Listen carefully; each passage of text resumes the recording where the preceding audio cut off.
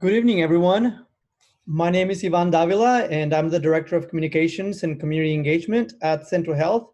Welcome. Thank you, everyone, for joining us this evening. Si hay alguien que necesita de traducción al español, nos puede hacer saber ahora, por favor. Tendremos que tomar sus datos para llamarle por teléfono y traducir simultáneamente. Si alguien necesita servicios de traducción al español, por favor, háganos saber ahorita.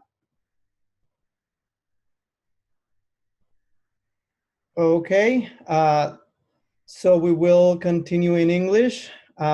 Welcome everyone. Again, my name is Ivan Davila and I'm the Director of Communications and Community Engagement at Centro Health. I'm going to go over a few virtual house rules before we get started. Everyone will be muted until about 6:05, 6:10 when we open it up for questions. If you're joining us by video, please feel free to drop your questions in the chat box. We will answer them as we go or during the Q&A time allotted after the presentation. If you're joining us by phone, please hold your questions until we open it up for questions. In the spirit of inclusivity and to ensure the efficiency of this meeting, we strongly encourage our attendees to ask one question or make one comment at a time. We will use the mute button throughout the meeting and during the Q&A time allotted to ensure only one person is speaking at a time. During the Q&A time allotted, we ask that you raise your hand if you have questions, and we will unmute your line. There is a feature at the bottom of your screen to raise your hand, and then we will unmute your line. Again, welcome everyone. Mike, can we go ahead and put the presentation up? Oh, I am being told that we have a quorum of our Board of Managers. So at this point, I will let our Board Chair, Greenberg. Yes, thank you very much. Yes, I have been informed that we have a quorum of the board present, so I do apologize for the interruption, but I see from the list of participants on the video stream that there is now a quorum of the board present. I call to order this meeting of the Central Health Board of Managers.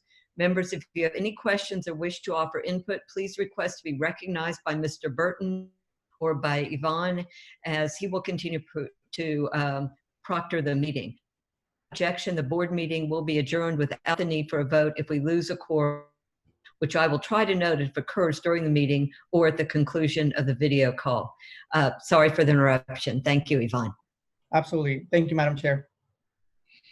All right. So with that, we're going to go ahead and get started. And just to let everybody know, let me just let you know the agenda of today's meeting. We're going to go over the strategic priorities at a high level for fiscal year 2021. And then we're going to go over the proposed budget for fiscal year 2021. And then we're going to open it up for questions and comments. So there will be, of course, an opportunity for dialogue if you just give us about 20 to 30 minutes to go over the fiscal year proposed strategic priorities and proposed budget.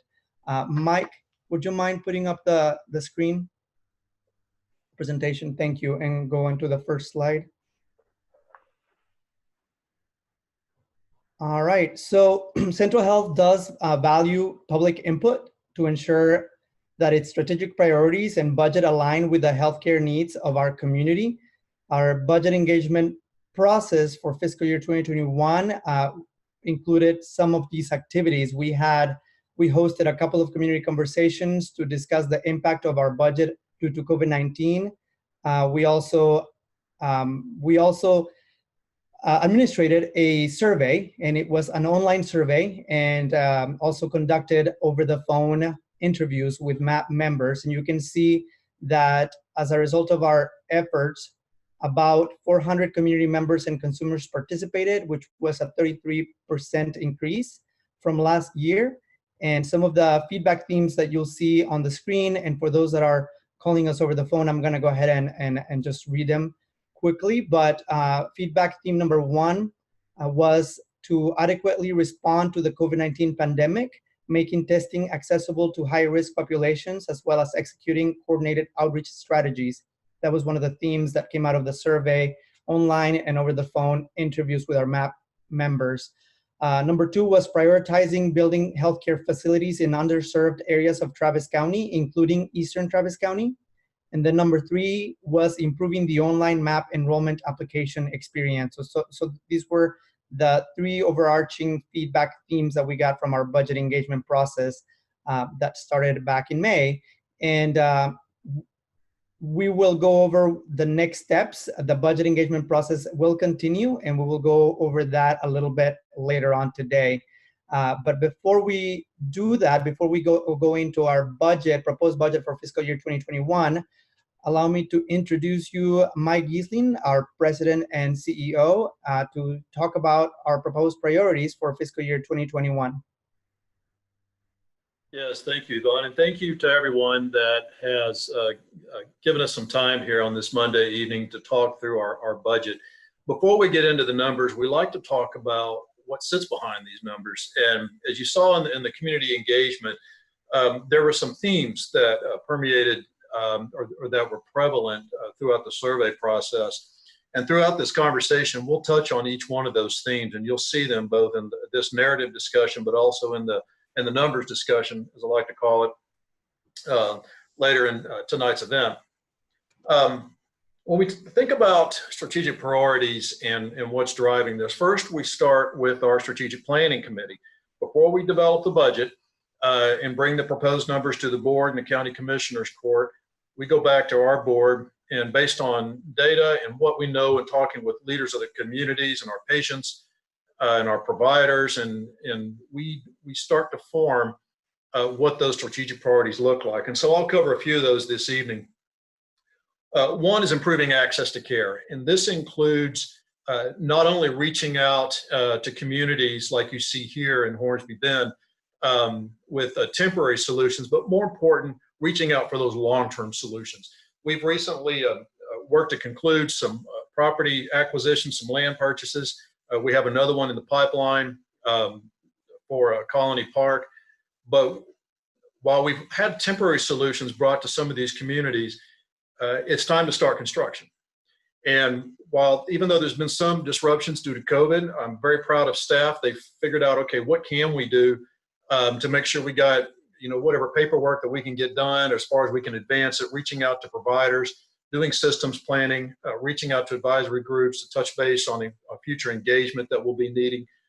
So I think that we've done as much as we can do given the disrupted business environment, and we need to continue moving forward and accelerate that work, which we will do in the coming months. And again, that's addressed in this budget when you start looking at capital funds and other funds for Eastern Travis County expansion. So again, with an emphasis on starting the design, the site development, and the ultimate construction in our 3 focus areas of Colony Park, Hornsby Bend, and Southeast Travis County or Del Valley.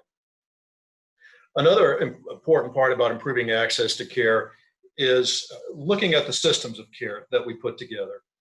And that is important for several reasons. It's not just about is there a contract for a certain specialty care provider. It's also about making certain we're being very deliberate in looking at health conditions and the underlying reasons for those health conditions. What is it about the system that has caused this? And making sure that we're being very transparent about, this is what we're seeing, and then working with patients, community, and provider partners in developing those very smart and sensible solutions to be able to address many of those underlying health conditions. I'll quickly go to the COVID response. So the COVID response, as you know, has been, it's just been a heroic effort. And right there you can see some of the team members from community care there at one of the testing sites. Our role at Central Health has been to support the testing and contact tracing and the outreach with this pandemic with as much resources that we have. Most of it's been around the outreach, but also we provided some logistical support in helping to relocate or locate testing sites. And we're going to continue to do that throughout this pandemic response.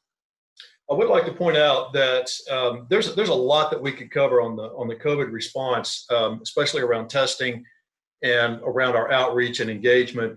But I would like to encourage everybody, if you haven't yet, to tune in to the weekly COVID updates that Community Care presents on Thursdays. Those are very informative. They go over a lot of data and provide a lot of information about how this important partner of the Central Health Enterprise is out there in the community on the front lines combating this virus.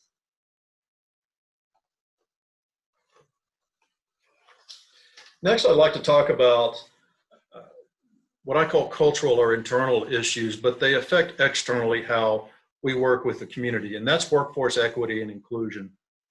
And there's a couple of parts to this that I'll spend some time on. Typically, you don't, when you think about Central Health in the past and what we put as priorities in our budget resolution, you typically don't see things around internal work that we do. There's a lot that we do for our workforce and our culture, but it's time to start bringing that to the surface and putting it on our documents and our outward-facing resolutions that the board adopts, because for one reason, it sends a strong signal to the community that this is a priority for us and will remain a priority for us. But also it sends a strong signal to those that maybe are thinking about coming to work for Central Health, or maybe thinking about partnering with us as a business partner. Either way, it lets people know this equity and inclusion is something that is part of our culture and what we want to be. So you'll see this is a driving force behind this, and it's not just in the salary dollars, it's also in what our workforce looks like. Do we represent the community that we're privileged to serve?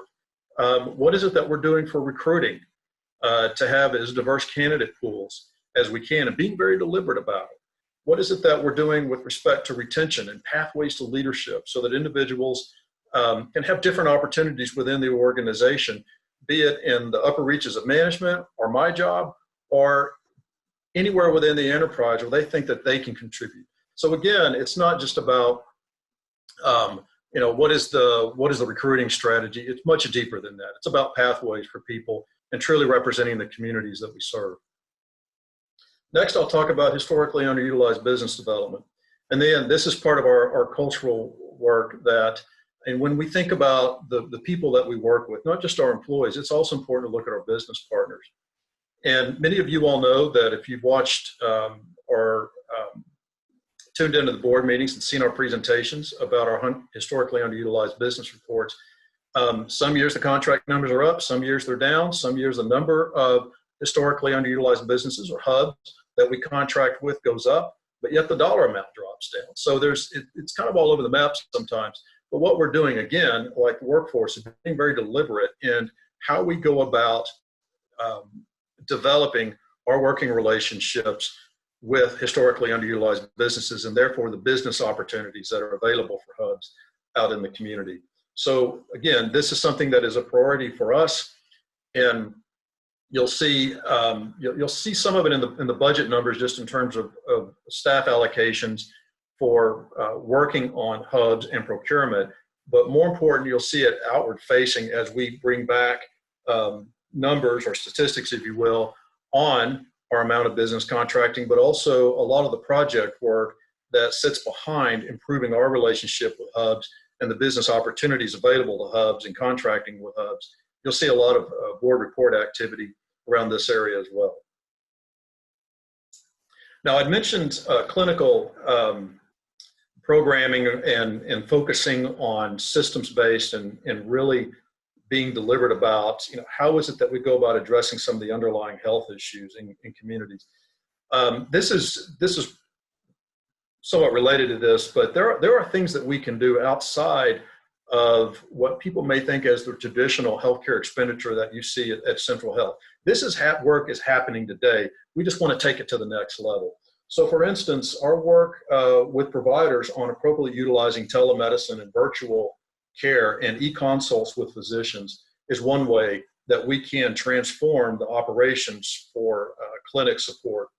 Another way is to streamline our medical access program enrollments, whether you're talking about the medical access program or enrollment in the sliding fee scale, also known as MAP Basic, but making sure that members that it's simple to enroll, as simple as it can be. I mean, we still have eligibility criteria, but looking at different ways that we can meet people where they are. Now, I want to give kudos to staff. I know during this pandemic, they had devised some ways to allow telephone reporting. We appreciate the community's patience with that. We know sometimes there can be a wait, but also bringing about online applications. And again, I want to thank the community for their patience as we transition to those models, but we're going to continue to improve upon that. Another way that we can transform and support clinical operations is by strengthening care management. And this also involves transitions of care. So if you think about what happens, after the visit to the doctor, or what happens after you're discharged from hospital, we want to make sure that those systems are in place to be able to support that care management, because care just doesn't automatically end. Your conditions are automatically improved the moment you step out of the clinic or the hospital. And so making sure that all important necessary infrastructure is there so that we have the continuum of care for people as they transition from one care setting to another.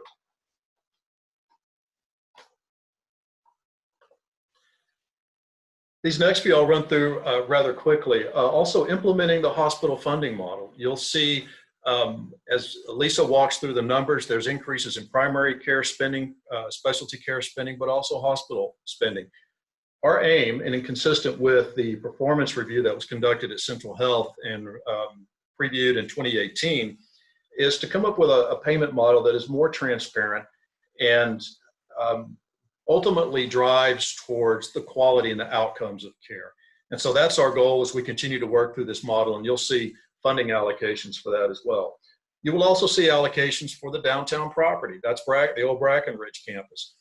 This is a critical part of our financial sustainability structure for the long term.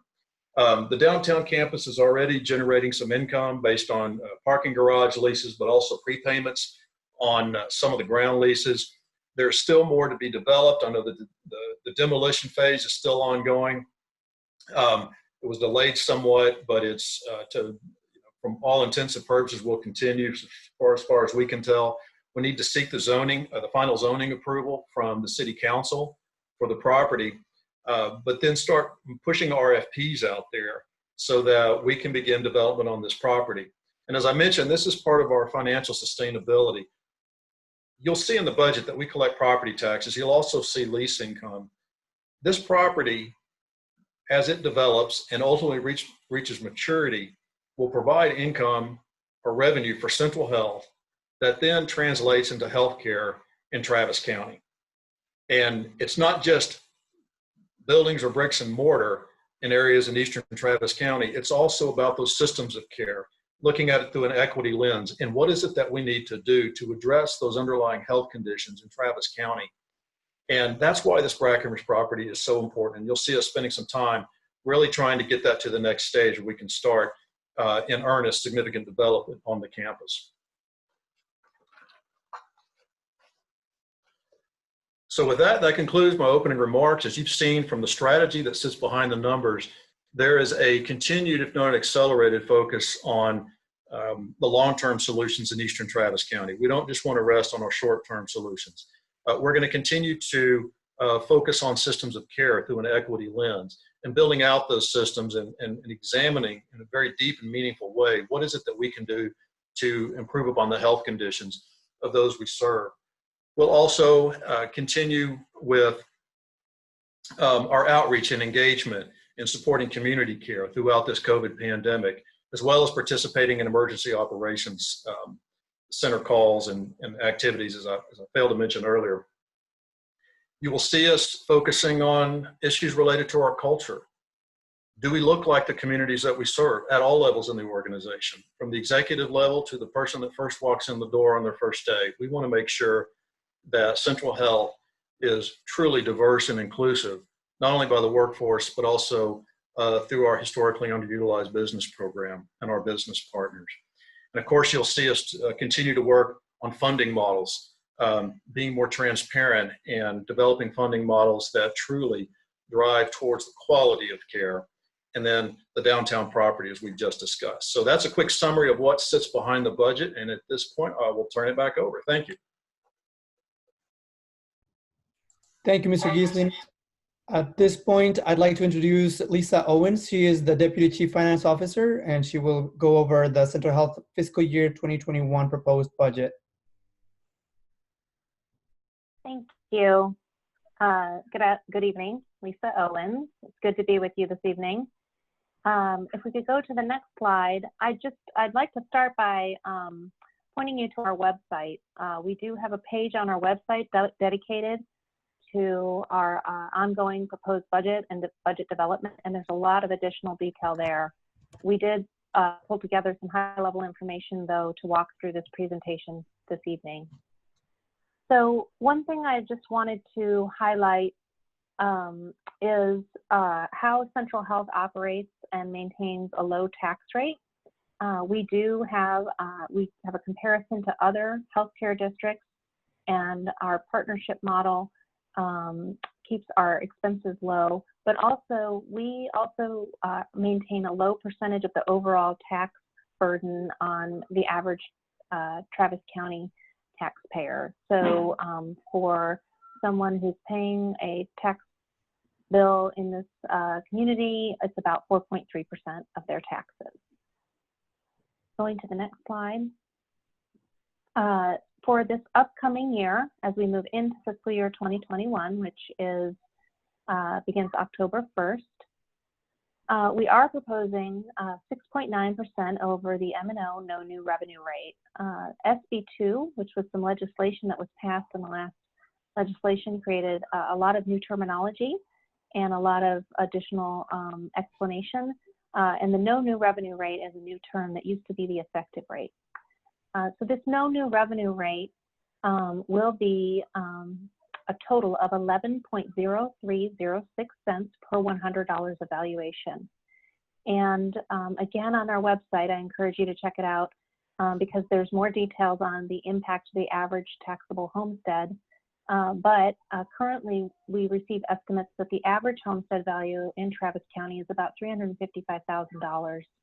And that comes out to a tax bill of about $392 at this new proposed rate. And compared to that same home last year, it's about a $25 increase, $24.97. So there's more information at different levels, different bands of home value on our website, and I encourage you to look at that.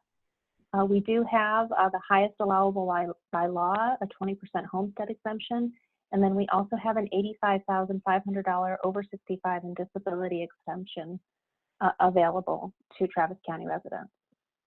So going to the next slide, we wanted to just talk a little bit about the long-term planning that is so important in order to achieve the strategies that Mr. Giesling just walked through.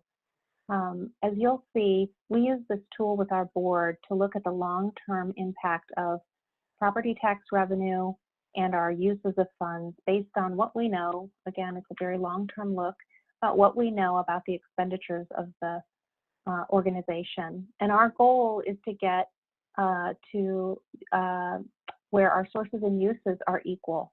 And you'll see that in the long-term planning, reserves are a critical component of that, specifically our contingency reserves. We always want to have a goal of 120 days of cash on hand. And you'll see that our planning allows us to do that by looking at the longer-term goal. So going to the next slide, some highlights for fiscal year 2021.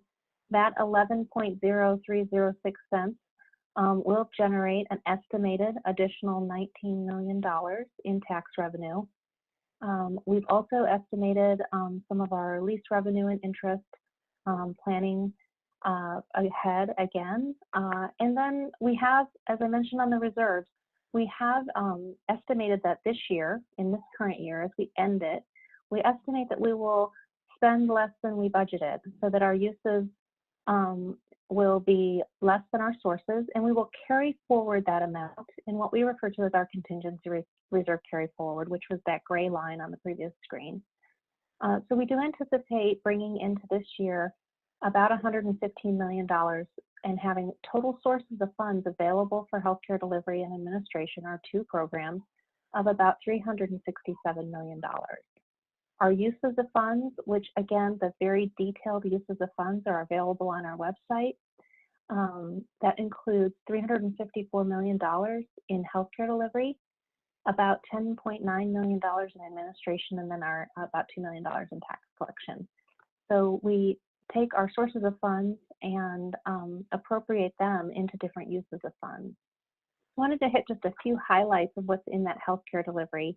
Again, there's something that the details are on our website and available to all of you. But that does have an additional just under $18 million in healthcare services in FY21. It also has an additional $1.6 million for our ACA high risk premium program. It has less in our healthcare, our campus operations, as Mike talked about, the redevelopment of our downtown campus. The operating expenses are going down as we are in the demolition phase. It also has about $9.5 million in additional capital reserves. Those capital reserves are used to fund items that are not debt financed or capital investments in our current year and in our longer term planning. Some of that set aside for expansion of healthcare facilities, primarily in Eastern Travis County, as well as expenditures on the redevelopment of the campus. That's not the total of our investment in healthcare facilities in our longer term plans. We do anticipate debt financing much of that work. And then we do have those contingency reserves available as part of that healthcare delivery as we look into the longer term. Those are available for timing differences and reserves for unknown or unexpected expenses. So we anticipate approximately $367 million in uses of funds. We always budget a structurally balanced budget, and then always like to just report out that we do maintain 15% of our eligible expenses as an emergency reserve, in addition to our other reserves. So going to the next slide, I wanted to just hit a little bit of thanks to our community engagement team who pulled together a great community impact report. On that first slide that you saw tonight is just a few highlights of the work that has been done to gather input. That input feeds into our strategies and into our proposed budget. We did present this budget as a draft form to our board on multiple occasions earlier this year. And then last week, the board did vote on a tax rate of up to 11.0306 cents per $100 evaluation. And now we continue to receive public input on that proposed budget. And we have our conversation tonight.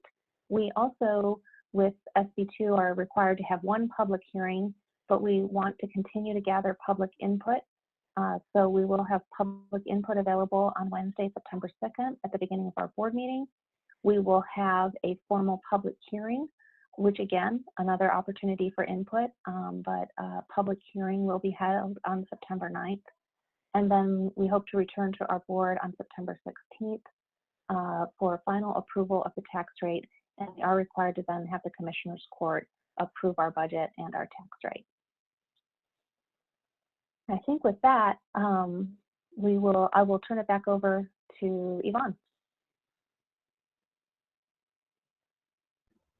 Thank you, Lisa. And at this point, we will, there hasn't been any questions in the chat box, but at this point, I will turn it over to Mr. Ted Burton for some questions, and he will be moderating. And again, feel free to use the chat window for questions. Otherwise, raise your hand and we will unmute you. Hey, Yvonne, just real quickly, in Espanol, if you can just check in to see if anybody else has joined the call since then, and we can stay on for a little bit later to answer questions, if that would help as well. Thank you, Mike. Absolutely. Buenas tardes.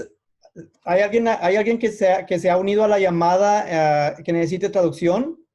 Si es así, podemos tomar sus datos para hablarle por teléfono y así pueda participar en español. Si hay alguien que necesite traducción o que necesite participar en español, si nos puede hacer favor, si nos puede hacer saber en este momento.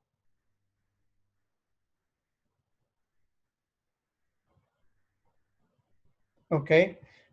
There's no one that needs Spanish translation or will need to participate in Spanish.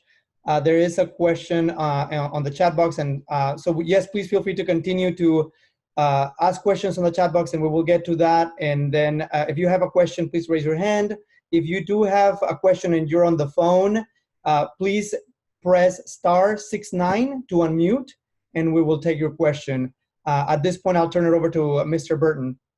Thanks, Yvonne. Thanks, everybody. We do have a question in the chat box, and I would direct this to most likely Lisa and Mike, but from Anthony Wynn, where do our tax dollars go, and how does the average resident benefit from this? So perhaps, Mike, you want to begin with the more general response? Yes. Go ahead. I'm sorry. Yes, and then Lisa can walk through some, where to look maybe on Schedule B, if we could put that back up on the screen here in a little bit. We collect property tax dollars, and then we translate that into healthcare for people. And if you look at our budget in the expenditures for primary care, specialty care, post-acute care, care management, hospital-based care, that's where the dollars go to. And when you look at it from one budget year to the next, you'll see that there's increases, in fact, substantial increases in some of those lines as we continue to provide more care to people. Now, the primary way that we do this, in addition to the, I'd mentioned expanding on clinical sites in Eastern Travis County and starting the work on long-term solutions, we also have the medical access program, which was mentioned earlier. And those funds that we allocate and invest in primary care and specialty care, for instance, hospital care, that goes into supporting the care for people that are enrolled in the medical access program. As far as how a person benefits from this, if you or somebody that is uninsured and is unable to purchase insurance and is below a certain percentage of federal poverty level, you can qualify for the medical access program. If you make a little bit more, you might be able to qualify for the for the MAP Basic, or the Medical Access Program Basic, which is the sliding fee scale program. But either way, we try to get people enrolled in the program that best suits them. And the reason I say best suits them is because we also have an initiative where we fund the premiums for individuals to transfer from the medical access program to Sendero Ideal Care, which is part of a premium payment program that was set up last year for medical access program patients that are at high risk. So with that, I'll turn it over to Lisa, see if there's anything specific regarding the investments in primary and specialty care. No, thank you, Mike. I would just add that we do contract with providers to provide that care through our federally qualified health center partners, through an extensive set of contracted providers in specialty care. And then as you mentioned, other programs such as the high risk program, where we are able to work with our partner Sendero in order to provide those premiums so people can get enrolled. And so again, healthcare services through contracted providers, and then some of those operating programs are the key areas where we're making those large investments in our healthcare system from the tax dollars. Thank you, Lisa and Mike. We do have a couple of guests with their hands up. So I'm going to first recognize Richard Franklin, and then Gloria Leal, and then we will turn to some of the questions that have been written in the chat. Mr. Franklin, are you there? Yep. Yeah. Can you hear me? Yes, we can hear you. Okay. So as I'm looking at the budget, 3 years ago, there was supposed to be a vote that was taken that set aside earmarked money for the Hornsby Bend area for a building to be built on land that was purchased. And I'm trying to see where that money is being reflected in the budget that is now proposed, first of all. Maybe somebody can tell me where that earmarked money is located. And secondly, we've had the bar moved on us several times. I was told that we are now moving the bar again last week in a meeting, that we want to go back to this community and ask questions again so we don't get in front of this community. I'm sitting on a committee of community members, and I'm disturbed by the fact that we're now saying before we break ground, we want to go back to this community and ask them again questions. So it looks to me as if the budget doesn't reflect money. And now we're asking, again, the same question we've asked the last 3 years, actually before that. And it's a big gobbledygook mess that's not reflected in that budget. So how do we reflect $7.7 million for a building that's not being built so that we don't have to go back and ask the questions of this district again? Fair enough, Mr. Franklin. First, and Lisa can point to where this is, but there are funds in our budget for the long-term facility construction in Hornsby Bend. We also have funds set aside for our other two focus areas, which is Colony Park and then Del Valley, Southeast Travis County. Now, as far as reaching out to the community, you know, first of all, I appreciate the feedback from last week's meeting. The idea is to engage the community in what what buildings look like and how it flows for them, how it works for them. And, you know, we understand not everybody may want to participate in that, but we're certainly going to be open to people that do want to come to the table and provide that input that is so critically important as we build something for the community. But we understand that, you know, people don't want to be surveyed again to tell what we already know and what's already obvious. We understand that and we hear that. And that's not our intention. It's just to engage with the community so that we build something that is right for the people that we serve. Miss Leal, I believe you had your hand raised. Are you there? I was. Where am I? You're still there. Okay, I'm sorry. Thank you. Hi, Commissioner. My name is Gloria Leal, and I'm here representing LULAC Council 650. I'm president of LULAC Council 650, but I'm also here representing the Austin Latino Coalition. I was the only one that volunteered to monitor this.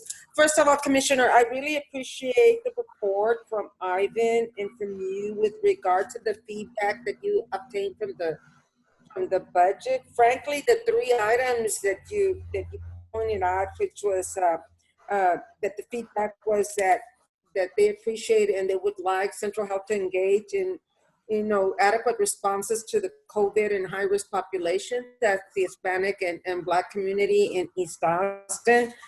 Priority building healthcare facilities in certain parts of Travis County, but my interest and our interest has always been in Southeast Travis County, Del Valley, and improving the enrollment in the MAP program. And of course, we have a lot of our members involved in the Sendero program.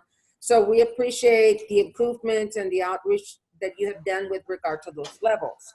I also want to say that I appreciate that, and I'm going to get to the question, appreciate the efforts that Central Health is doing in the cultural and internal work analysis issue. You know, we have had some members in the past talk about, well, there's not enough minorities at Central Health, and especially at the high levels, but we appreciate that you're now making equity, inclusion a priority and a transparency issue. And of course, we have always supported HUD development and anything that you can do to foster affiliation with partners that are HUD partners. We appreciate that. Specifically, I would like to know, we've talked about bricks and mortar development in Del Valley, and I would like to know a little bit about where that stands, because that's an issue, the access to health care facilities that are actually quality brick and mortar development in that area is especially important now, but it's also going to be important in the future with all the development that is happening in that area, Tesla, and other development. Thank you. Yeah. Mike, do you want to talk about the land purchase that we announced last week? Yes, and I'll touch on a couple of other things too. One, we did receive approval from the Travis County Commissioners Court last week, and thank you very much, to purchase a tract of land in southeast Travis County. It's over there near Popham Elementary, it's on Elroy Road. What road? What road? Say again? What road? Elroy Road. No. Elroy. Okay. It is 2.5 acres. And with our board members present too, I want to thank them for allowing expedited authority to make that transaction too. That was immensely helpful, especially as fast as things are moving in Travis County.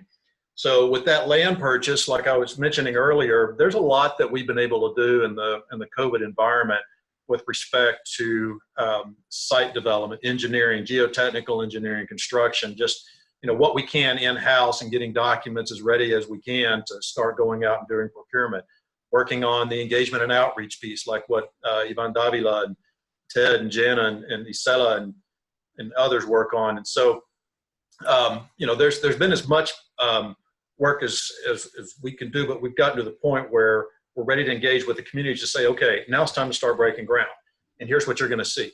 Now it's time to start thinking about design. And so those processes are going to start ginning up here, albeit in a virtual environment. All of our outreach around this is really built around an in-person model. And so, Gloria, I'm going to beg patience on this as we figure out how to do this in a virtual environment while this pandemic is going on. But I don't want to wait till the end of the pandemic to get going. So we need to work on this.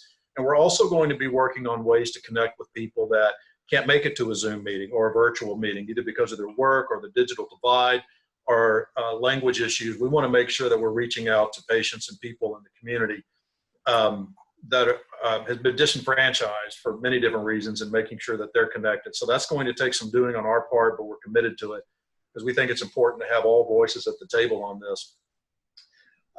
So what does that mean? What does it mean? If I was in your shoes, the next big thing that I'd be looking for is some conversations around here's how the process is going to work around construction, and then at some point engagement with us on what does it look like? How are things laid out? How do we achieve equity through space? What's the community engagement process going to look like? So we'll be looking for help and guidance from the communities and patients alike as well.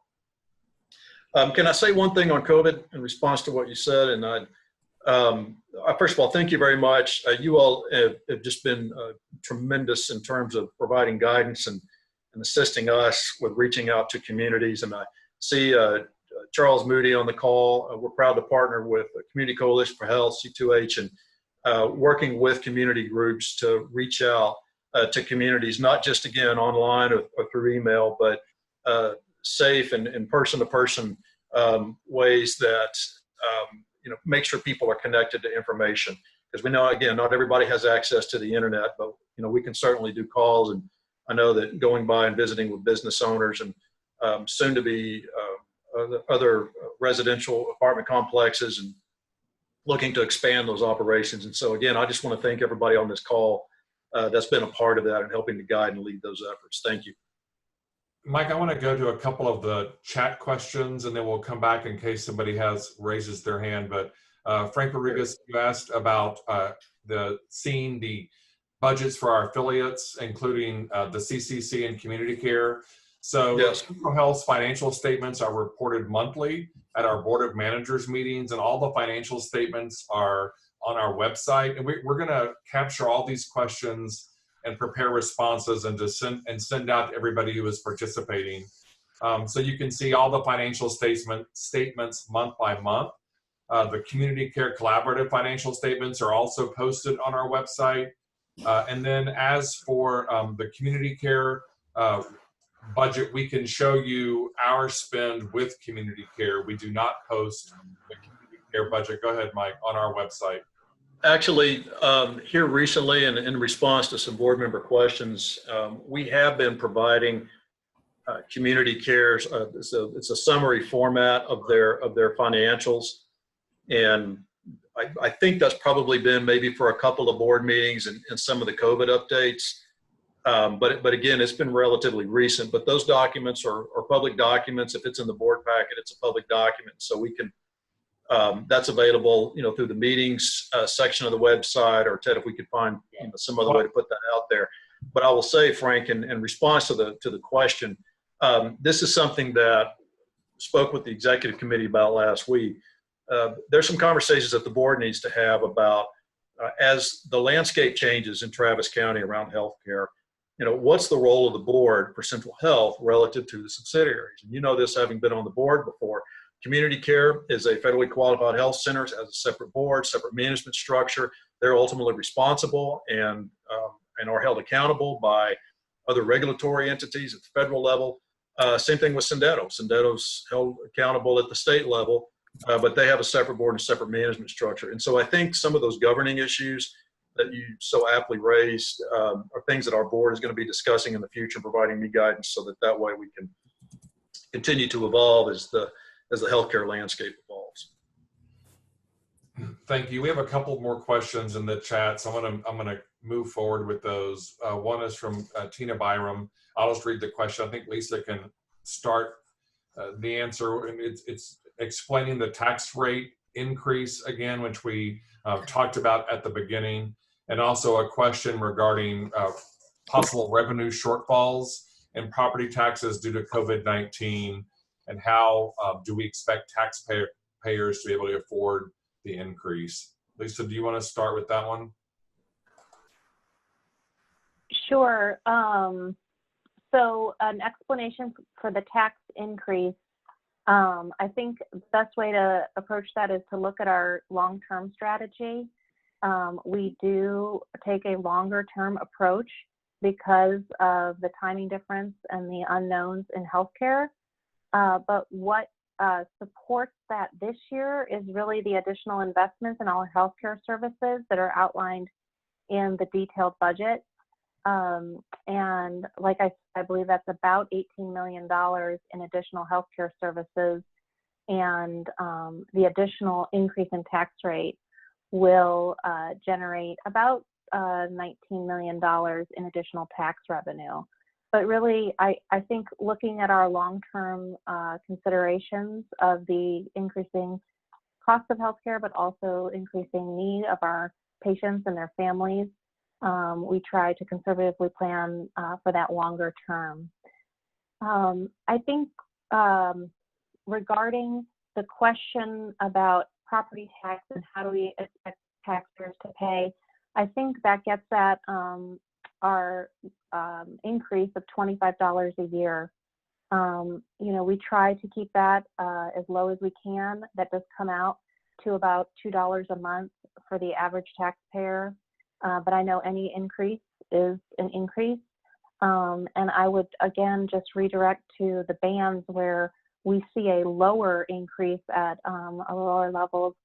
So that really is just an average. But we try to manage that by setting the tax rate at a rate that really just allows us to maintain enough reserves as we continue to try to get to where our sources and uses are equal in the longer term. And Lisa, while you're speaking, there's a question in the chat regarding contingency funds for building healthcare facilities. Do you mind explaining again our contingency funds and how they work and how those are used for long-range planning as well? Sure. Our contingency reserves. Well, I'm trying to find the question and read it. It's on the chat. I can't. Okay, well, I can talk a little bit about what the contingency reserves have been used for in the past and are available as a part of our healthcare delivery program. They are part of that longer term planning, but in past years, we have had timing differences. I think most people know that we participate in some intergovernmental transfers. We are always trying to make sure that we have the timing right on those, but those are not always in the time frame that we anticipate. And then also, as we move into expanding services, as we increase the number of facilities and the number of the network of care, specialty and primary care, we also have in our long-term planning an increase in the costs to our network of service providers. So increased primary care services as additional clinics are opened in the longer term. So I think that's the contingency reserve is a method that we use in order to meet the need when our sources are less than our uses, and also for longer term planning and unexpected needs that we may have that could come up as a result of the COVID-19 pandemic or other unknowns. And Lisa, with respect to the clinical expansion projects that we're talking about, explain the method of finance for that this year and next year, and how we'll go about doing site development, if it's moving dirt and putting in utilities versus design and construction. Sure. So I believe there was a question earlier about our long-term capital planning. We do have long-term capital plans for 2 to 3 clinics, 3 clinics I think you talked about, Mike. And as those projects are identified and approved and the dollars come together, we would determine whether those dollars are spent from our cash reserves, which we set aside some of that money every year. If it doesn't get spent, it stays and it's waiting for that project to get started. That's called our capital reserves. But in the case of building clinics in the areas that we're talking about, and at the depending on the size, we would most likely pursue debt financing. That means those dollars would be borrowed, and our expenses on a yearly basis would be to pay off that debt. And that allows us to spread the cost over a much longer term as we're investing in those facilities. We currently have very low debt. You'll see on our tax rate that our debt rate is very low for some debt that was issued for North Central and the Southeast Health and Wellness Center. So that debt has not been issued. If it is, it would be at the will of the board how we finance those projects once they come together. Does that help? I hope. Yes, thank you for covering that. We appreciate it. Mike, we have a question, and I can start regarding emergency allocations for our COVID response. And I can begin talking about our engagement and outreach and some of the things that we've done to reach communities that have been disproportionately affected, specifically the African American and Latino communities. We did early on, beginning as early as March, begin working with community members and some of our consultants in the community to develop messaging, public health messaging that would resonate with specific communities that were being more gravely impacted. And so that included information about wearing masks and social distancing and washing hands, et cetera. Then Central Health has been doing a lot of from grassroots outreach, meaning people on the ground, to what I would call the media air cover, so paid media, trying to reach these specific communities with information. So some examples of the paid media, which continues today, would be communications on and advertising on radio stations, primarily radio stations that have the higher Latino and African American audiences.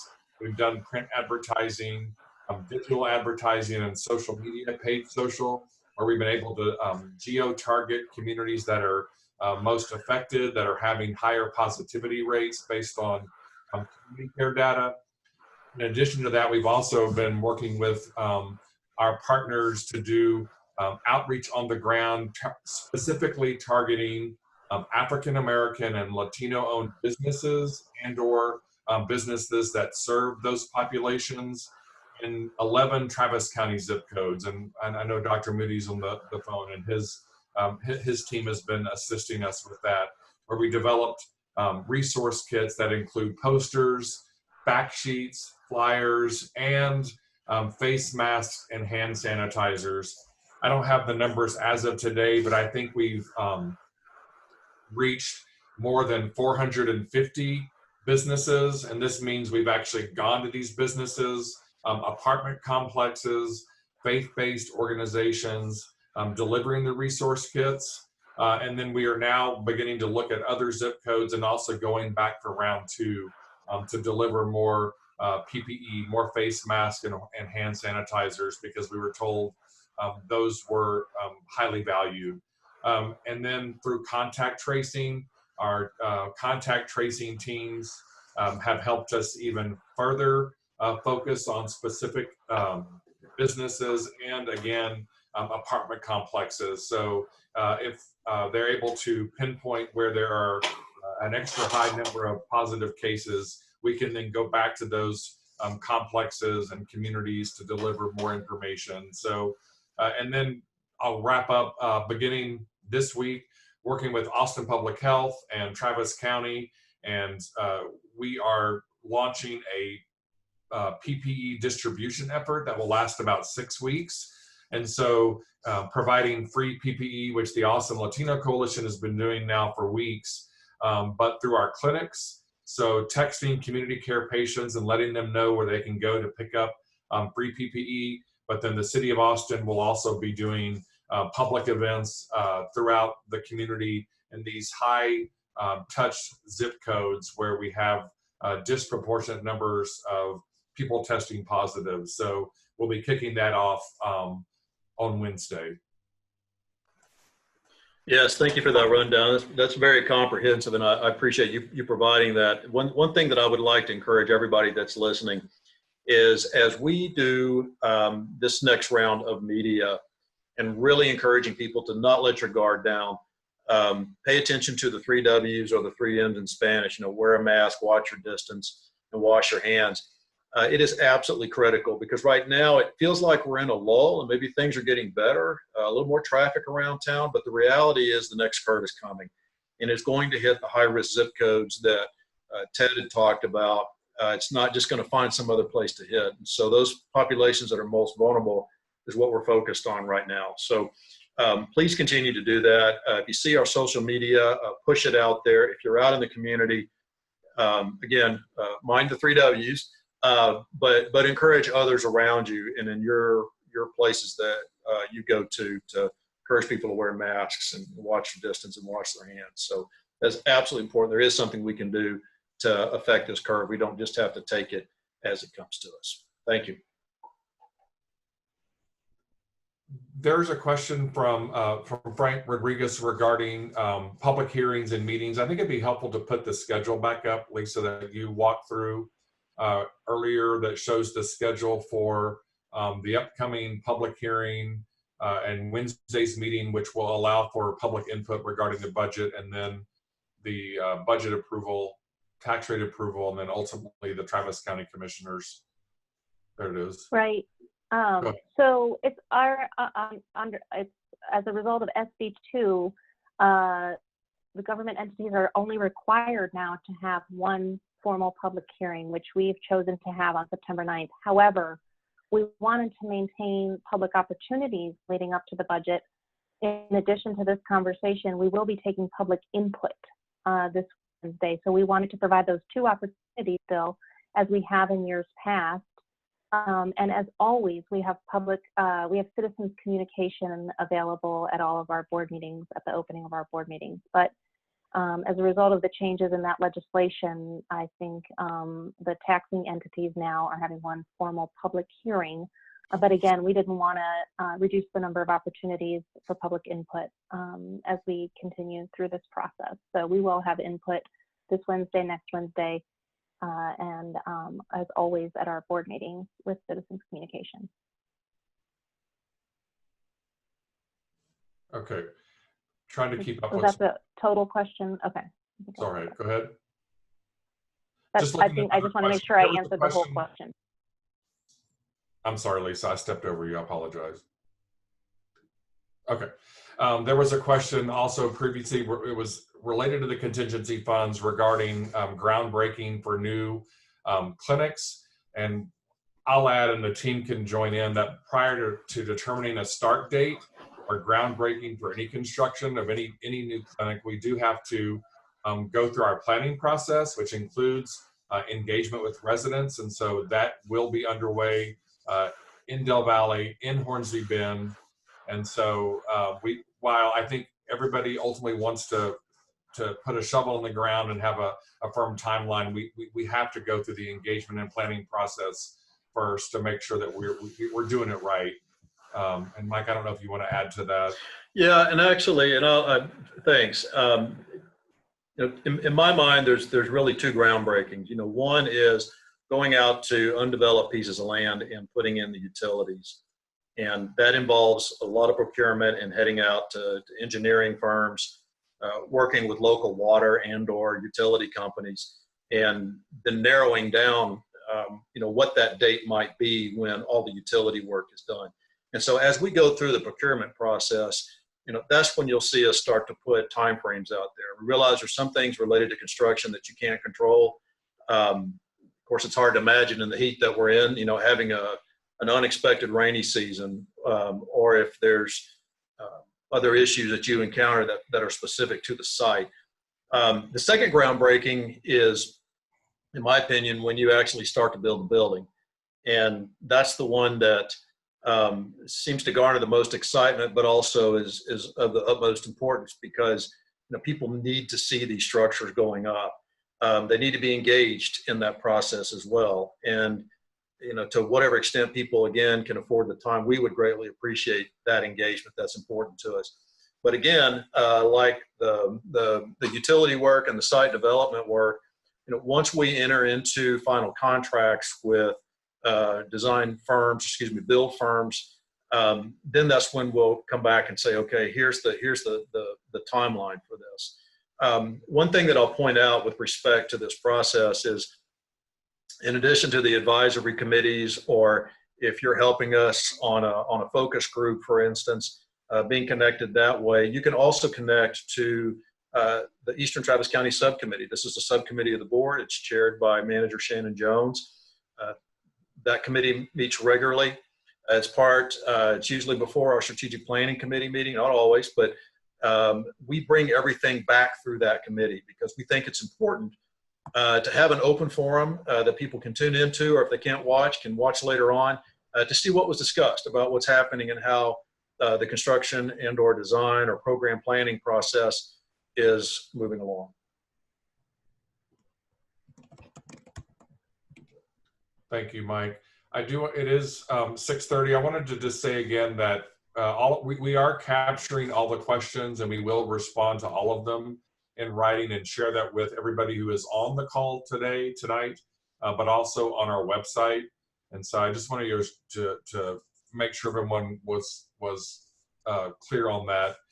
We are at 6:30. We can probably answer another question or two, and staff is happy to stay longer to try to answer more, but we want to be respectful of your time.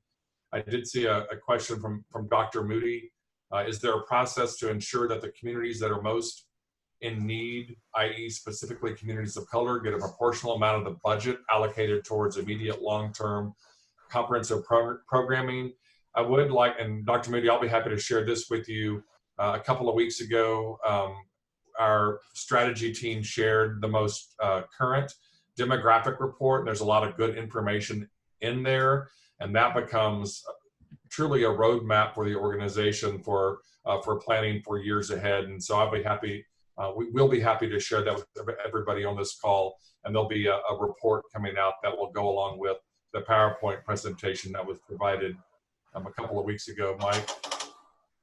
Yes, and Dr. Moody, in response to your question, in addition to what Ted said, your question is the essence of our healthcare delivery budget. That's what this is about. And we talked about a systems-based approach. I realize we ran through it quickly tonight, but this is work that is being done in our strategic planning committee that's chaired by Dr. Charles Bell. And it speaks to exactly that issue, is making sure that communities of color and those that have been disenfranchised or historically discriminated against, that we are addressing the underlying causes for poor health and deliberately planning systems around that. And so that is the essence of not only the budget, but also the systems-based approach, looking at this through an equity lens. So that is a great question, and it's got a big answer to it. And I would encourage those of you, I mentioned watching the Eastern Travis County Committee, also tune into the Strategic Planning Committee. There's a lot of good discussion there around the systems-based approach and our work towards equity. Mike, with that, I think we can do final thoughts since we're near the end. Well, first, I want to, again, thank everybody for coming out. We appreciate the questions. We appreciate those of you that have participated in our advisory group meetings or any of our focus groups or had conversations with us throughout the last several months, especially going through this pandemic. It's been eye-opening. It's, there are times when you think, you know, wow, is anything ever going to get back to normal? And no, it's not going to get back to what we knew. And there'll be a new normal, but we will adapt and overcome. And that's what Central Health does. So with that, thank you all. And I want to thank everybody for tuning in. And I'll look to Manager Greenberg to see if there's any closing comments or remarks. Thank you very much. And I certainly want to thank all the members of our community who have joined in this conversation. We deeply appreciate you and your input. And we will continue to strive to do the best we can for all in our community. I appreciate all of the staff who were here with us tonight and your continued hard work and presentations. And of course, my colleagues on the Board of Managers. So again, thank you very much, everyone. We deeply appreciate your thoughtful input. It is very important to us in our deliberations. Good evening. Thank you very much. Thank you, everybody, for joining us. Thanks, everyone.